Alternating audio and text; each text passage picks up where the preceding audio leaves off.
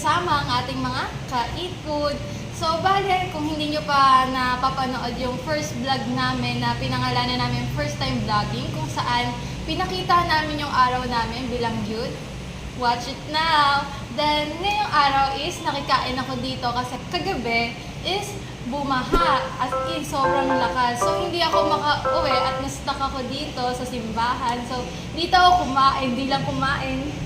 Nakitulog din, nakibahay, nakigulo sa mga pusa. Nakulan ulit. Lagi na nakulan. Buti na lang, walang pasok. Bye-bye! Bye-bye! 3 days later. Hi guys! Nandito ako ngayon sa simbahan ngayon. Kagagaling ko na sa school at may dala akong nandito ako nagtatambay at may dinala ako para sa inyo. Gusto ko i-share sa inyo yung experience ko sa paggawa ng cinnamon roll. From pandesal to cinnamon roll, di ba? So, kakaiba siya. Nag-transition agad tayo dun sa pag-bake natin, no? Ayan. So, tinignan nyo, no? Ayan. Ayan siya. Gano'ng katagal niyang ginawa?